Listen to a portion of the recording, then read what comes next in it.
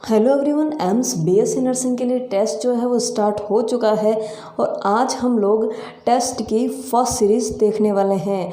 तो अगर आप चैनल पर नए हैं तो प्लीज़ चैनल को सब्सक्राइब कर लीजिए। तो पहला क्वेश्चन आप लोगों के सामने है, निम्न में से कौन सा तत्व प्रथम संक्रमण श्रेणी से संबंधित नहीं है। यानी ये क्वेश्चन बोल रहा है कि जो फर्स्ट ट्रांजिशन सीरीज है उससे कौन सा एलिमेंट जो है वो रिलेटेड नहीं है। तो आप लोग फटाफट से 2 सेकंड में इसका आंसर कमेंट बॉक्स में लिख दीजिए और उसके बाद में हम आपको इसका रियल आंसर बता देते हैं। तो आई होप आप लोगों ने आंसर लिखने की कोशिश करी होगी। तो देखिए कौन सा है जो फर्स्ट ट्रांजिशन सीरीज का नहीं है। तो बच्चों फर्स्ट ट्रांजिशन सीरीज को पहले याद करो, पूछा क्या गया है और वो देखो। तो फर्स्ट ट्रांजिशन स्टेट होती है शक टी व कर मन फी को नी क्यू जन, यही होती है।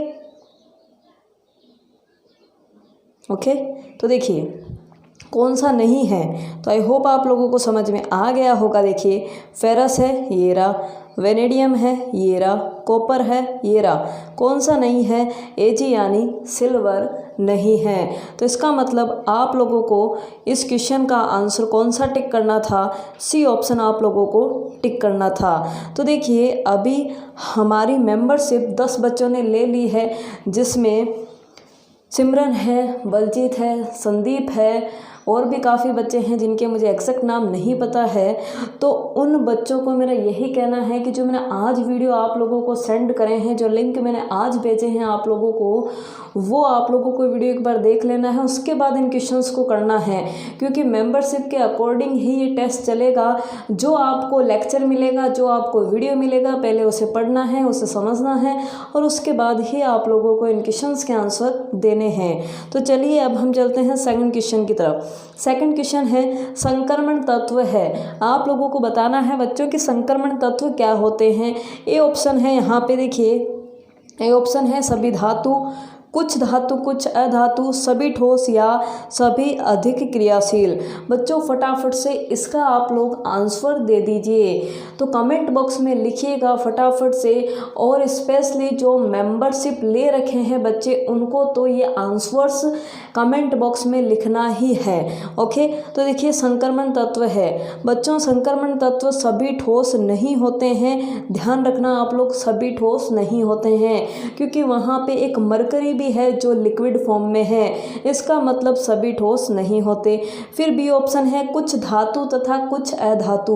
बच्चों कुछ धातु तथा कुछ अधातु भी गलत है, क्योंकि संक्रमण तत्व सारे के सारे क्या हैं, धातुएं हैं। सभी अधिक क्रियाशील ये भी क्या है, गलत है। तो आपका आंसर क्या हो जाएगा, सभी धातु, क्योंकि मैंने आप लोगों को साफ साफ बोला है कि संक्रमण तत्व जितने भी होते हैं वो सारे के सारे क्या होते हैं, धातु होते हैं। तो आप लोगों को यहाँ पे ए ऑप्शन टिक कर लेना है। चलिए अब हम चलते हैं अगले क्वेश्चन की तरफ। तो नेक्स्ट क्वेश्चन है हमारा, कौन सा तत्व डी ब्लॉक का है। बच्चों बताइए कौन सा तत्व डी ब्लॉक का है, ये आप लोगों का अगला क्वेश्चन है। तो देखिए यहाँ पे आप लोग सीधा सा इसको टिक कर लेंगे बिना सोचे और समझे।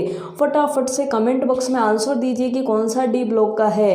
तो राइट आप लोगों ने बिल्कुल सही यहाँ पे सी कॉपर को बोला है। ये तो कोई भी बता सकता था, बड़ा ही आसान क्वेश्चन था।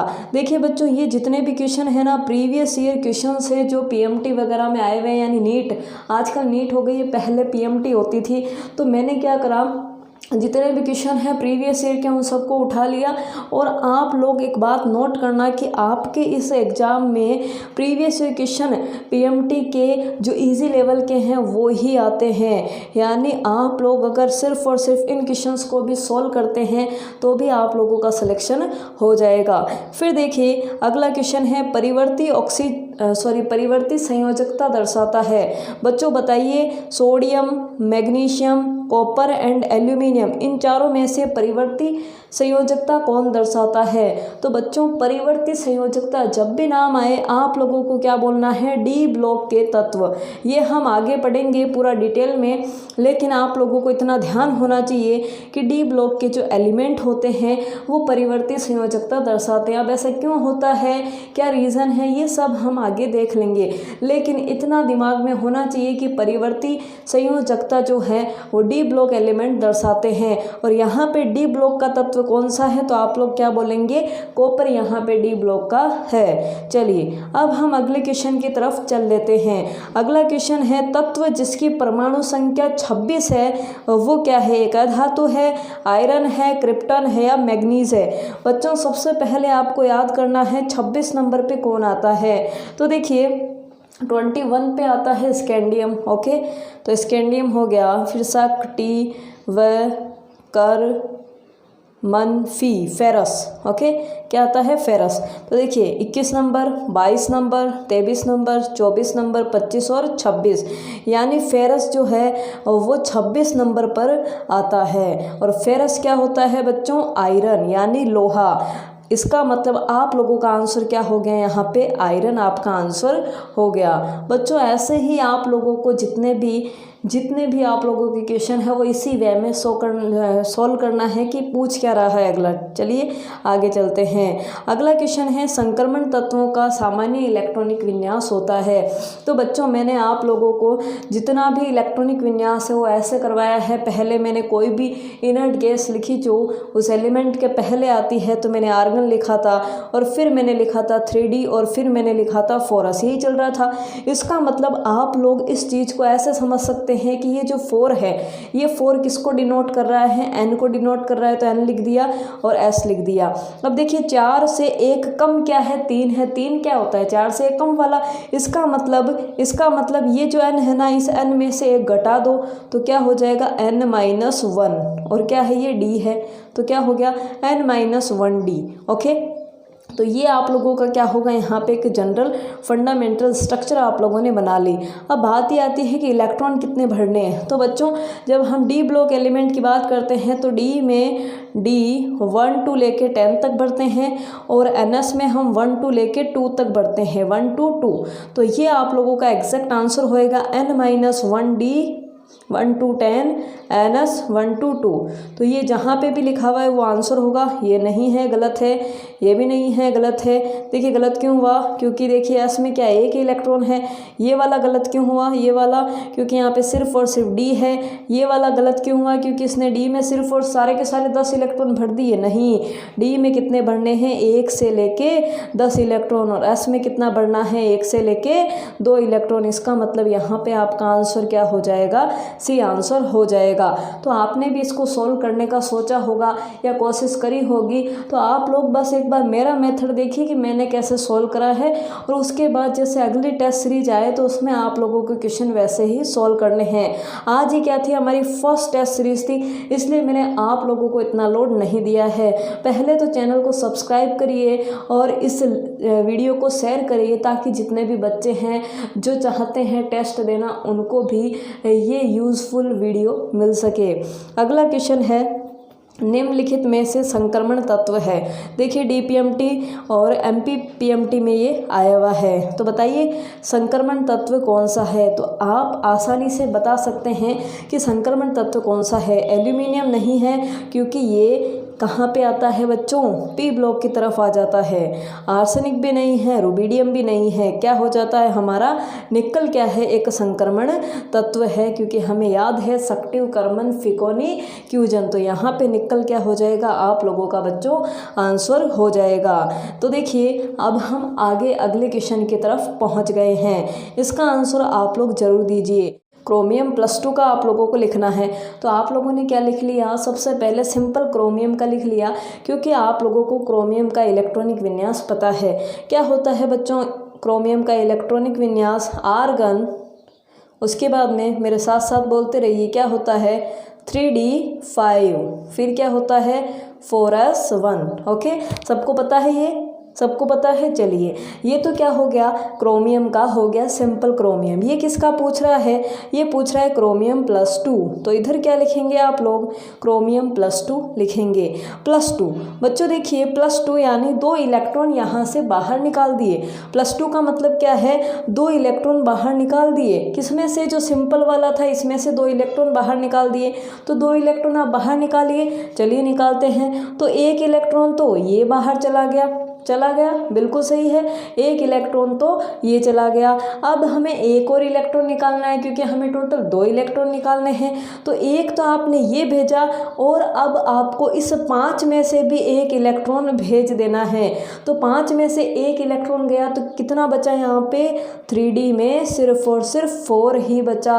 और बताइए फोरस में कितना बचा, तो आप क्या बोलेंगे, फोरस में तो कुछ नहीं बचा। इसका मतलब फोरस में क्या है, 0 इलेक्ट्रॉन है। क्या है, 0 इलेक्ट्रॉन है। बाकी आर्गन तो आप लोगों का ऐसा ही पड़ा है। तो आपका आंसर क्या आ गया, D4S0। बच्चों आपका आंसर क्या आ गया, D4S0। जहाँ पे भी D4S0 दिखे वो आपका क्या हो जाएगा, एकदम एक्यूरेट आंसर। कमेंट बॉक्स में भी आप लोगों ने आई होप यही लिखा होगा। बताइए आप लोगों ने यही लिखा है क्या, फटाफट से बता दीजिए। तो देखिए जहाँ पे भी D4 और S0 है वो आप लोगों का क्या हो जाएगा, आंसर हो जाएगा क्रोमियम +2 का इलेक्ट्रॉनिक विन्यास। तो कहाँ पे है, ये रहा देखिए D4 और ये रहा S0। तो ये क्या हो जाएगा, आप लोगों का आंसर हो जाएगा। आई होप डी ब्लॉक के जितने क्वेश्चन इलेक्ट्रॉनिक कॉन्फ़िगरेशन यानी नॉर्मल स्टार्टिंग के टॉपिक से बनने वाले थे वो मैंने आप लोगों को करवा दिए। अब एक लास्ट क्वेश्चन बचा है, जो है कोबाल्ट का इलेक्ट्रॉनिक विन्यास। ओके, तो कोबाल्ट का इलेक्ट्रॉनिक विन्यास बच्चों आप लोगों को लिखना है। सबसे पहले आप कोबाल्ट को लिखिए, लिख लिया। अब कोबाल्ट का सबसे पहले आप लोगों को नंबर पता होना चाहिए, यानी परमाणु क्रमांक पता होना चाहिए। तो कितने नंबर पे आता है, देखिए सख, टी, व, कर, मन, फी, को, यानी ये आता है को 27 नंबर पे। ऐसे याद रखिए आप लोग, 27 पे आ गया। अब 27 को हम कैसे भरते हैं, तो मैंने आप लोगों को एक मज़ेदार सी ट्रिक मेरे यूट्यूब चैनल पे बहुत पहले मैंने बताई थी। School public school, Delhi public school, fantastic Delhi public school, ऐसे करके मैंने आपको ये 1S 2S 2P वाली लाइन भी याद करवाई थी। पर फिर भी आप लोगों को नहीं याद करना था वो, तो देखिए ऐसा क्वेश्चन आ गया। इसलिए मैंने बोला था सारी ट्रिक्स आप लोग ज़रूर देखिए। तो देखिए सबसे पहले, और अगर आप लोगों को वो ट्रिक देखनी है तो आप लोगों को डिस्क्रिप्शन बॉक्स में उसका लिंक मिल जाएगा। अब देखिए सबसे पहले आप लोगों को क्या लिखना है बच्चों, 1S 2S 2P लिख दिया। फिर आप लोगों को क्या लिखना है, 3S, फिर आप लोगों को क्या लिखना है 3P, फिर आप लोगों को क्या लिखना है 4S, और फिर क्या लिखना है 3D। क्योंकि डी ब्लॉक का आप लोगों को लिखना है इलेक्ट्रॉनिक कॉन्फ़िगरेशन। कोबाल्ट किसका है, डी ब्लॉक का है। तो हमें कितने इलेक्ट्रॉन फिल करने हैं, 27। जैसे हम आर्गन का लिखते थे 18 तक का, अब हम थोड़ा सा आर्गन को छोड़ के डीप में चले गए हैं ना, तो वो कैसे होता है वो यहाँ पे पूछा गया। 27 इलेक्ट्रॉन भरने बच्चों। एस में हमेशा 2 भरते हैं, एस में 2 भरते हैं, पी में 6 भरते हैं, एस में 2 भरते हैं, पी में 6 भरते हैं। तो टोटल यहाँ तक आप लोगों के इलेक्ट्रॉन कितने हो गए, यहाँ तक गिनिए आप लोग कितने इलेक्ट्रॉन हो गए। देखिए 6 और 2, ये 6 और 2 कितने हो गए, 8। ठीक है, 8 और ये 2 कितने हो गए, 10। 10 और 6 कितने हो गए, 16। 16 और 2 18। यानी यहाँ तक आप लोगों के 18 इलेक्ट्रॉन आ चुके हैं।